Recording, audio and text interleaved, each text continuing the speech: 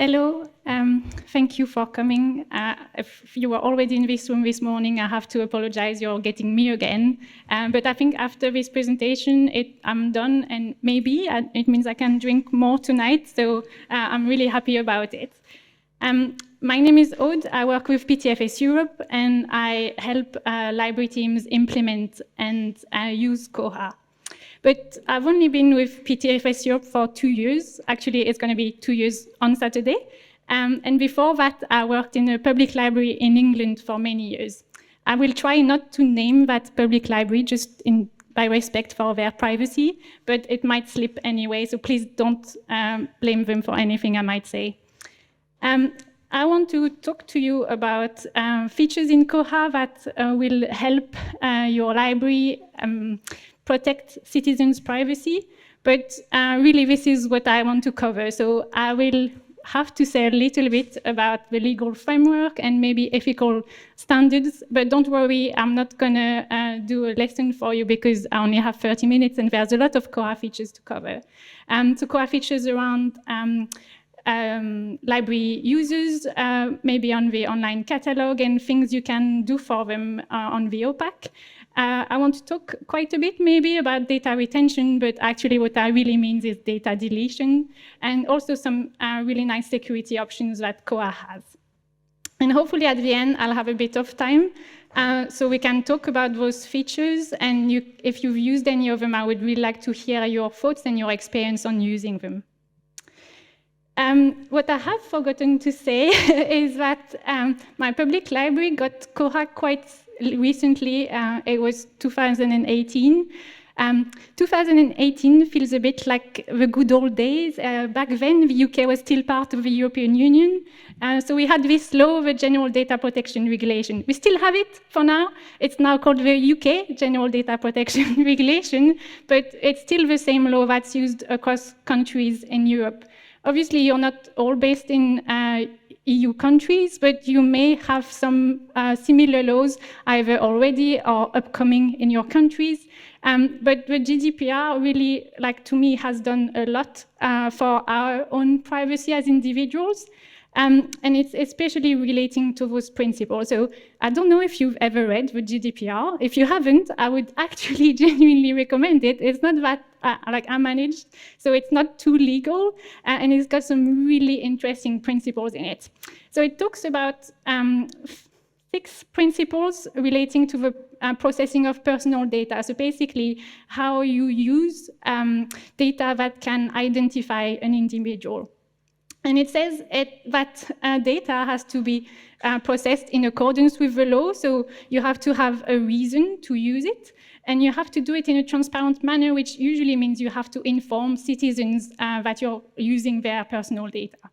And you can't just collect everything. You have to say, I'm collecting this data specifically for this reason, and I'm only going to keep it so long because that's how long I need it. It's not necessary to keep it longer. You have to make sure that personal data you use and collect is accurate and is always accurate, so you kind of have to keep it up to date. And you have to make sure it's stored securely, so there can't be any unauthorized access to that data. So as I said, several of us will be using the principles in this law, but others might be using other laws. Even if you don't have a law in your country, if you're a librarian, you're probably following a set of ethical standards. The IFLA produced in 2015 a statement on privacy in the library environment. And in their introduction, they said that privacy is integral to ensuring that the rights of freedom of access to information and freedom of expression actually continue to exist. And we, as library information professionals, we're really here to support and promote those rights. So that's the one as an international community we're all looking to, but a local library association might also have its own set of ethical standards. And for me, in the UK, it's CILIP.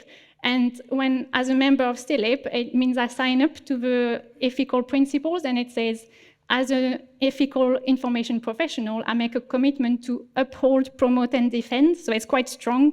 And one of those things is the confidentiality of information provided by citizens and their rights to privacy. So this is kind of the context I was at in my public library a few years ago. And I started thinking, okay, where do we hold our personal information? Well, a lot of it is going to be stored in Koha because it's actually library members' information. So what is there in Koha that we could use? We didn't use everything I'm going to show you, and some new things came since then, obviously. So I hope to still give you a summary of everything that's possible. I don't expect you to use all of those options, first because there's a lot, but also it really depends on where your library is located and how your library approaches things as well. So some options may be more relevant than others. Okay, so first of all, let's look at citizens' privacy. So what impacts citizens directly? Not just things you can do in the background, but things that they will see. So the first thing is they will probably, of course, they will go to your online catalog. So they'll arrive on your OPAC, and one of the things that may happen on your OPAC is you will have cookies. So because you need to inform them about those cookies, there's cookie consent coming soon. I checked the bug and I checked with Matt and he said it's past QA, so it's definitely coming very soon in your next Koha version. But if you want to see an example, the British Museum Library in the UK are already using cookie consent. So it works through a set of system preferences. I've detailed it here, but I'm not going to explain everything. So hopefully you'll have access to the slides soon and you'll be able to go over them if you actually want to set it up.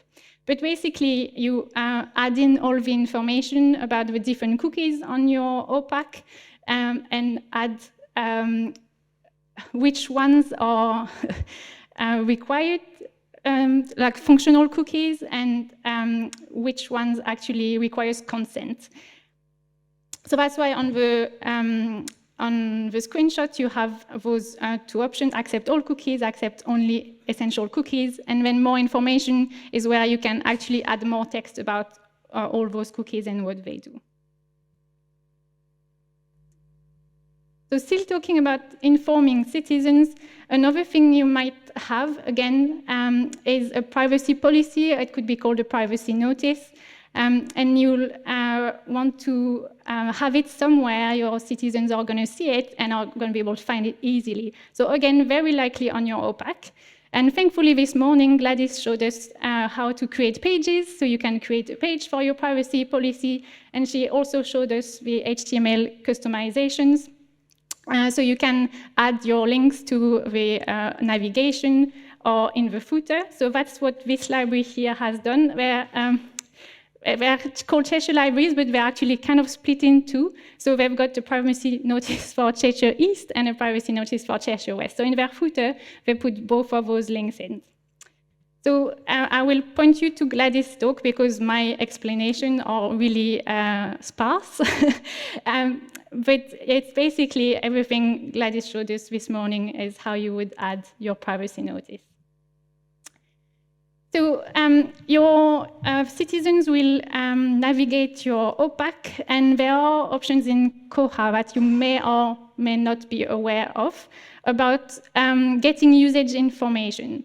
So two system preferences. One is called Enable OPAC Search History, and I've phrased it deliberately this way that it allows you not to store citizen search history. And the same for track clicks. You can choose not to track or to anonymously track.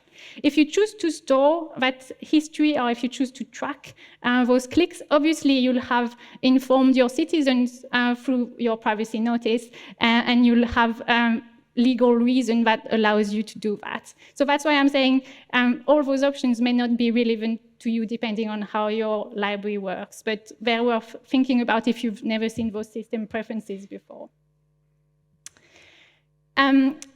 With the cookie consent, you're kind of giving citizens a choice of what they're agreeing with, and there are other cases where you will need their consent, and the GDPR specifically really says an individual has to take a positive action to give their consent for you to use their information. So a positive action is going to be they actually told you, yes, that's fine, or they ticked something that wasn't ticked before, or they clicked accept somewhere, and you will need to record that in Koha. So a very, I guess, common one for all of us is, do they want to receive the library newsletter? It's not so necessary for them to receive the library newsletter, therefore you need to ask them for their consent. And a good way to actually record that they've given you consent is to use a patron attribute. So it will appear on the patron form, and you can also make it editable in the OPAC, so they can change their mind about it and say, actually, now I didn't want before, but now I'm realizing the library newsletter is a must, and I really want to have it, so they can change their mind and put yes in the OPAC. And then you can run a report in Koha to check which library members have consented and only send your library newsletter to those citizens. Another way to give more choices about, so this time about notices to your users, is to use the Enhanced Messaging Preferences OPAC system preference, and it means it's the same kind of tick box table you get in the patron form about, are they going to receive an email when the item has been checked out? Are they going to receive an email about auto-renewal? So some of those, you may not want them to not receive them because they are necessary to your service, but there might be some that are actually optional and you'd want to give them that choice. There's another system preference called OPAC Privacy, and it allows, so it adds an extra tab in the patron account, and it means library members will be able to say how long they want to keep their borrowing history. And this is where I'm realizing I thought I had updated this slide yesterday, but because it's not just their borrowing history, it's also their hold history. So they'll get a drop down to say if they want that borrowing history to be kept forever, to be kept the default that the library has set, and I'll come back to that later on, or to never be kept. So it gets anonymized as soon as they return their items. Again, there might be cases where you don't want to give them that choice, but we can come back to that later. And if you give them those options, they also get buttons about delete everything now. So they have that choice themselves in the OPAC. The last thing where you can give choices for people is around guarantor and guarantees. But first, I guess you would want to check which patron categories actually have guarantors. So in most cases, it will be your child library members who will have a guarantor attached. So there's another person who is responsible for them. But in the GDPR, it says it considers that usually from the age of 13, an individual is able to make their own decisions about their privacy. So one of the things that happened in my library is that we had two categories for children, and one was under 15, and the other one, no, sorry, yes. It was under 14 and 14 plus. So we had child under 14 and teenage 14 plus. And we had to have a conversation about, well, actually, is it okay to keep 14, or do we need to move it down to 13? Because actually from 13, they should be able to not have a guarantor, and they should be able to decide whether they want their parents to know what they've borrowed. So that's why I put that question about who needs a guarantor, and whether it's a question you also need to discuss with your colleagues. Again, it's linked to how your library works, but it's just something to keep in mind. And then for those individuals who have a guarantor, you can give them a choice as well of what they let their guarantors see from those two system preferences there. So it's allow patron to set checkouts visibility for guarantor, and allow patron to set fines visibility. So again, do they want their parent to see what they've borrowed and whether they've had fines? So it can be really important or really sensitive to young people. Okay, so that's kind of always, I'm going quite quick, I realize, because I have quite a long list of things to show you. But as I said, hopefully we can have a chat at the end. And the other obvious thing is, if you look those up in the manual, they are documented and you will find more information about them. Or you can go to your favorite sources of information. Obvious one is Monday Minutes, but there might be other sources of information that your local Koha community has as well. So the next area I want to cover is around data retention. So in the principles of the GDPR, there's something about keeping the information only as long as you need it, which means there comes a point where you don't need the information anymore, and therefore you should get rid of it. So the whole question is about how long do you actually need to use that information for?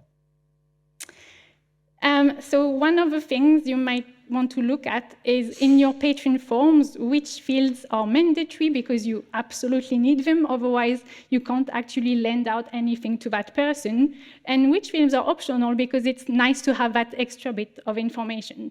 So this is where in my library I had a long conversation with my colleague about phone numbers, because my point was we don't need the phone number, it's not mandatory, we only ring people in very, very small cases, because most of the time we email them, we send them notices through Koha. So the phone is nice to have, but it's not necessary, it was my argument. So to change those kind of things, you can use the system preferences, borrow mandatory fields for the patron form in the staff interface. And if you allow your library, your citizens to register through the OPAC, you can do the same with the self-registration form with the second system preference, patron self-registration, borrow mandatory field. And then kind of the same questions for other fields. If you're not using fields at all, if you don't want anyone to enter data in those fields, because then you become responsible for this data, then you should be looking into hiding those fields to make, first of all, it makes your patron form shorter, which is easier for the library team or the citizen wanting to register, but also it avoids you storing unnecessary data. So you can hide fields. There are 3 system preferences, borrow unwanted fields for the staff interface, patron self-registration, borrow unwanted field for the OPAC self-registration, and borrow patron self-modification, borrow unwanted field for the patron account in the OPAC.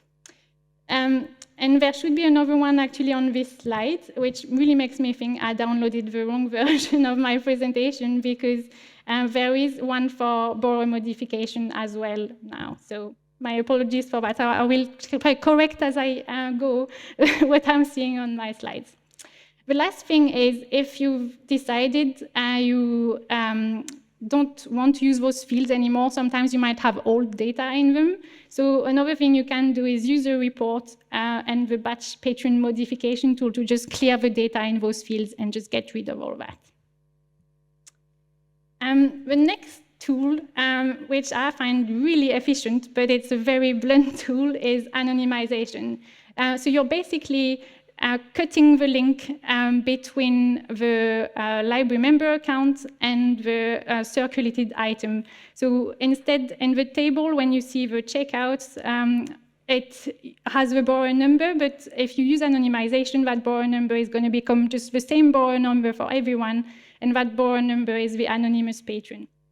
So you'd be setting up your anonymous patron system preference, and then on the server, setting up the batch anonymize script with the number of, so if that's, sorry, the script is if you want to automate it, and you would be setting your number of days after, so you'd set the number of days, and when the item has been returned then that number of days has passed, then it gets anonymized. You can also manually anonymize the library member's circulation history using the tools batch patron deletion anonymization. You might want to check what's going to happen, so that's why running a report is always a good tip. I mentioned earlier for the opaque privacy system preference that it's, the default duration is actually set through the batch anonymized script. So if you let users use that and they select default, it's whatever duration you've used for that batch anonymized which is going to apply. And that's set, there's a similar option in your patron category as well, which again should have been on my slides, but obviously I don't know, I didn't think properly my slides. So again, you have those options in the patron category to apply the rules of never keep the circulation history, so anonymize straight away when it's returned, or apply the default one, the number of days you've set in batch anonymize, or keep the checkout history forever. So as I said, anonymization is quite a blunt tool, but it's very efficient because it's blunt. So it means you're sure when you're then looking at your circulation, your old circulation data, you're sure not to have any personal data anymore because it's all been borrowed by the anonymous patron. But it does mean if you are running reports in the past, it can be a bit annoying because you're losing information about which library that library member belonged to, or what their patron category was, all that information. So the other thing you can use is pseudonymization. Obviously, you can use it just you can show everyone you can pronounce a long and difficult word, but also you can use it to clear your personal data from other tables earlier because you're going to be storing pseudonymized information in separate data tables, and you'll be integrating those pseudonymized tables rather than the standard ones, like the issue table, for example. So if you're using pseudonymization, you'd be enabling it. It's a system preference. And then it's going to be storing. So it, in my mind, in my non-technical mind, it works a bit like the statistics table, where when something happened, a transaction happened, it puts it in the normal table for that transaction. So if it's an issue, it's going to put a line in the issue table.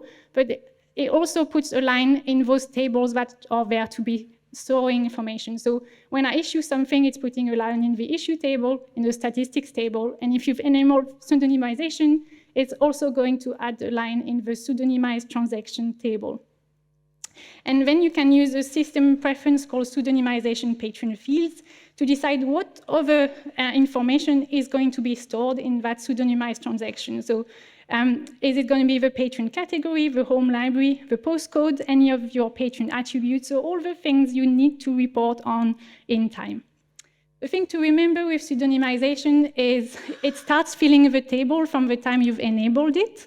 So it means you might need to, at the moment, leave it running a bit before you can actually interrogate it, because it will be empty at the start. And then once you know you don't need that data anymore, you really want to delete it. Well, I hope you really want to delete it, because it's less responsibility than keeping that data you don't need. So you might want to be looking at library members' expired accounts, like all the old accounts, deleted accounts in the deleted borrowers table, and from current accounts, things that aren't necessary anymore, like older reservations, older issues, older notices, etc. So there are two scripts you can use, which are called delete patrons and cleanup database, which come with different parameters. I'm going to go really quickly over the security options because I realize I'm talking a lot. In terms of security, I mentioned it's making sure only authorized persons have access to that personal data you've collected about citizens. So there's a lot about having strong passwords. You can have settings that either apply to all users, that's why I've grouped them that way, or you can either have a default or have setting per patron category. So the ones that apply to all users are the number of failed logging attempts or a notification for password change. So whenever, I think the failed logging attempts is quite obvious, but the notified password change is if a user has their password changed, then they get a notification to say, by the way, we hope it's you who did it, because if it's not, please contact us, there's a problem. So that's kind of a notification. And then the things you can either apply as a default across everyone, or by different ones by patron category, or a minimum password length, and a way to get stronger passwords. And there's another way, which should have a screenshot here. There's another thing as well. You can make a password expire and force library members to create a new password, because if the same password has been in use for so long, and potentially library members will use the same passwords for other things, which is really not secure. So you can, there's now a mechanism where their password expires and they have to create a new one.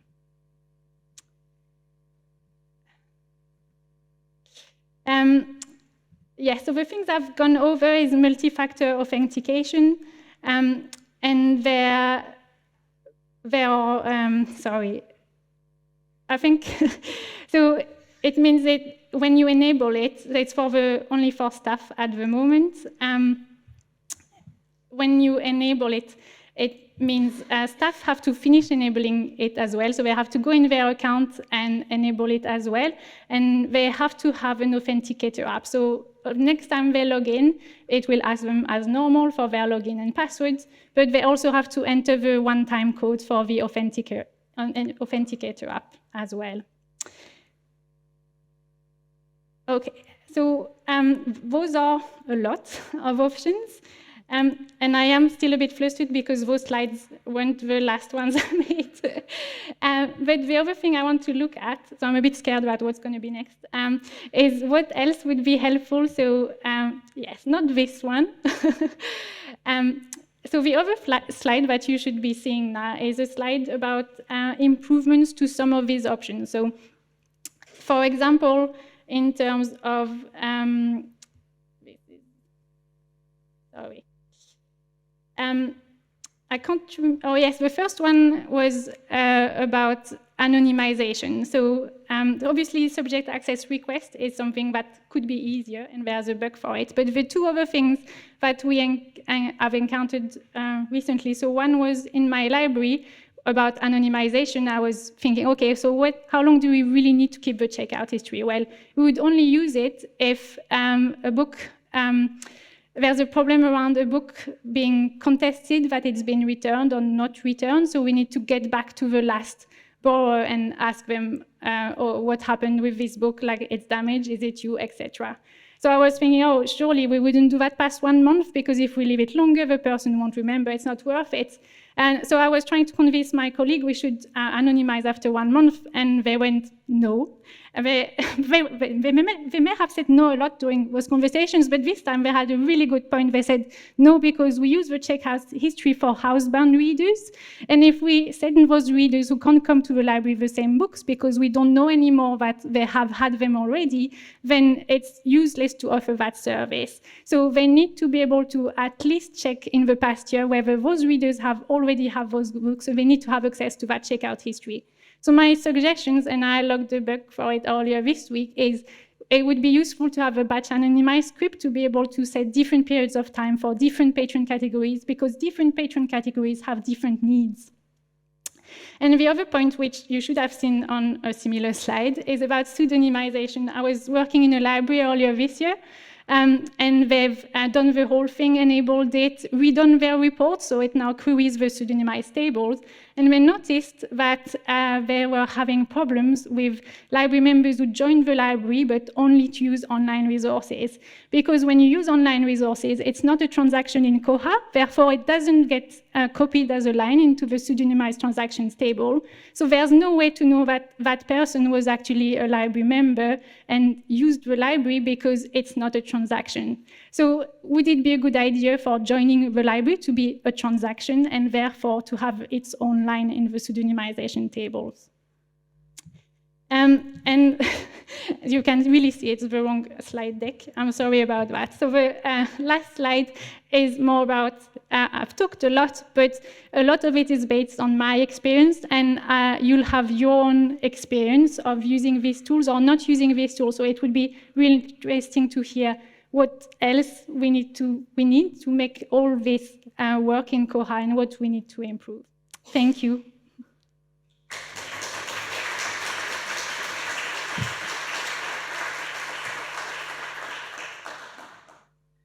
There were lots of things in your presentation that we have also discussed very eagerly in the Finnish libraries. And just as a warning example, 2 or 3 Finnish libraries, not Koha libraries, mind you, got reprimanded by the National Data Ombudsman only a few months ago because they had used Google Analytics and Google Tag Manager in a way that was not inappropriate. So the customers were not informed properly, and apparently there were also useless information from the library's point of view that was gathered from the users. Do you have questions, comments? If not, I have an extra slide because I found the proper slide deck. So Sure. there's staff permissions as well. So who has access? People who leave the library shouldn't have access to your Koha anymore, so you need to update their permissions, is the last thing I wanted to add. Thank you.